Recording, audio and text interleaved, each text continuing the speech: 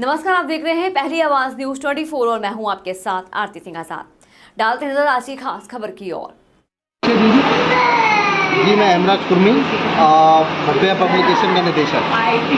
तो क्या विषय था आपका, क्या कार्यक्रम किस तरह से? आज भव्या पब्लिकेशन का तृतीय वार्षिक उत्सव एवं अलंकरण समारोह सम्मान था। तो कितने लोगों को सम्मानित किया गया? आज कुल 10 साहित्यकारों को सम्मानित किया गया। क्या मापदंड था साहित्यकारों का सम्मान के लिए? मापदंड तो ये सभी साहित्यकारों से प्रविष्टियाँ मंगाई हुई थी, जिनमें उनकी रचनाओं के आधार पर उनका चयन किया गया। सिर्फ रचनाओं के आधार पर उनका चयन किया गया। पूरे भारत से या? हाँ, पूरे भारत से। इसमें भारत के कई राज्यों से साहित्यकार आए थे जिनको सम्मानित किया गया। तो सम्मानित में क्या मतलब, कोई आपकी एक ही प्रकार के पुरस्कार दिए गए या सम्मान पत्र नहीं, दिया गया? सभी अलग अलग पुरस्कार थे।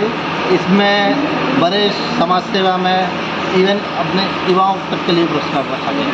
तो किसी साहित्यकार के नाम पर भी सम्मान समारोह रखा गया था? हाँ, इसमें डॉक्टर भारतेंदु हरिश्चंद्र, मुंशी प्रेमचंद जी के ऊपर और ऐसे कई लोगों के जिनके परिजनों ने अपने परिजनों की पुण्य स्मृति में सम्मान स्थापित किए थे, उनकी स्मृति में सम्मान प्रदान किए गए। ऐसा विचार क्यों हुआ है कि साहित्यकारों को सम्मान किया जाए? मैं खुद एक साहित्यकार हूँ, तो मैं इस बात को भली भांति जानता हूँ कि एक साहित्यकार का सम्मान होना ही चाहिए। कितने लोगों को सम्मानित किया गया है? 10 लोगों को सम्मानित।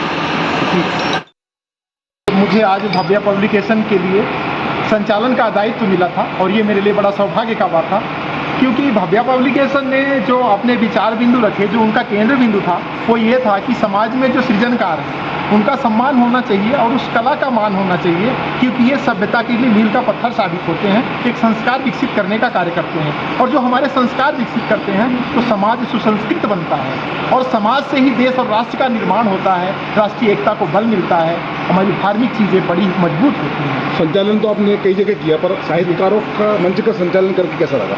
साहित्यकारों का मंच का संचालन मैं 3-4 सालों से कर रहा हूँ और जब भी ऐसा अवसर मिलता है मुझे, तो मैं अपना पूरा कोशिश करता हूँ कि मैं वो वक्तव्य पेश करूं जिसको सुनकर के उनके कान भी धन्य हो जाए और हमारी जीवा भी धन्य हो जाए। और मैं हेमराज जी के लिए कहना चाहूँगा कि ये अनुकरणीय कार्य है। इन्होंने पूरे भारतवर्ष से प्रविष्टियाँ आमंत्रित की और उन प्रविष्टियों में जो सर्वश्रेष्ठ रचनाएं थी उनको सम्मानित करने का कार्य किया। और इन्होंने ये दिखाया है कि जो शिक्षित समाज है वो कई लोग ऐसे हैं कि समाज में अपने अतुलनीय योगदान करके समाज की सभ्यता और संस्कृति को विकसित करने का कार्य करते हैं, लेकिन उनको पूछने वाले कम लोग होते हैं। उस कार्य को, उस पूछ को, उस प्रतिष्ठा को बढ़ाने का काम जो हेमराज कुर्मी जी ने किया है वो सराहनीय है, प्रशंसनीय है, साथ ही अनुकरणीय है। इसमें कई लोग ऐसे बढ़कर भी आए हैं कि जो अपने पितामह, अपने पिता या अपनी माता के नाम से इस सम्मान को सृजित करवाए हैं, उसकी स्थापना की है और उन्होंने हेमराज जी से संपर्क किया है। उनको भी मैं शुभकामनाएं देता हूँ, उनको भी बधाई देता हूँ और आभार व्यक्त करता हूँ। ये वार्षिक कार्यक्रम है या? ये वार्षिक कार्यक्रम है भव्या पब्लिकेशन का। ये तृतीय वार्षिकोत्सव अलंकरण समारोह है। इसमें प्रतिवर्ष भव्या पब्लिकेशन सृजनकारों से आमंत्रित करते हैं प्रविष्टियाँ और उसके बाद उनको हर वर्ष सम्मानित करते हैं और ये बहुत अच्छा कार्यक्रम होता है। पिछले वर्ष ये पांडुलिपि संग्रहालय, दुष्यंत पांडुलिपि संग्रहालय में हुआ था। ये तीसरा कार्यक्रम है और मैं ये इनको बधाई देता हूँ और ये शुभकामनाएं देता हूँ कि ये वर्षों वर्ष तक चलता रहे और मैं इसका संचालन करूँ। मेरे लिए धन्यता की बात है।